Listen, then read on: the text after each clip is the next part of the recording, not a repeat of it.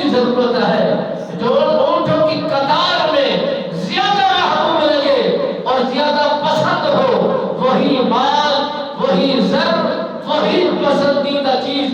ہماری دربار میں لائی جائے۔ ہم اسے اللہ کے راہ میں قربان کرنا چاہتے ہیں،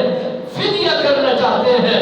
صدقہ کرنا چاہتے ہیں۔ حضرت ابو ذر غفاری رضی اللہ تعالیٰ عنہ سرکار دربار مصطفی سے اٹھے، اس ریوڑ میں جا کر نگاہ دوڑائی کہ کون سا اونٹ کتنا زیادہ محبوب ہے اور کون سا اونٹ نر ہے، کون سا اونٹ مادہ ہے۔ یہی تلاش کرتے ہوئے جب ایک اونٹ ان ساری قطاروں کی اونٹوں پر جسے سبقت تھی اور زیادہ مہارت تھی اور زیادہ محبوب تھا، ارادہ کیا کہ اس اونٹ کو اللہ کی راہ میں اور نبی مصطفیٰ احمد مجتبی صلی اللہ علیہ وسلم سرکار کے دربار میں لے جاتا ہوں۔ جب ارادہ مضبوط ہوا، پھر ارادہ بدل گیا کہ یہ اونٹ اونٹوں کی ضرورت بھی ہے، اس اونٹ کو اللہ کے کسی اور مقام پر، کسی اور حکم پر پھر قربان کروں گا۔ بس اس کے مدح مقابل جو اس سے کم تھا اور اونٹوں سے زیادہ افضل تھا، اس اونٹ کو لے کر میرے نبی سرکار کی دربار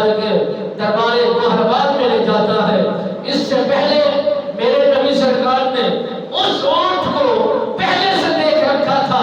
جب آپ سرکار کی بارگاہ میں حضرت ابو ذر غفاری وہ اونٹ لے کر حاضر خدمت ہوا، میرے نبی سرکار نے فرمایا، اے میرے غلام، تو نے اپنے وعدے میں خیانت کی ہے،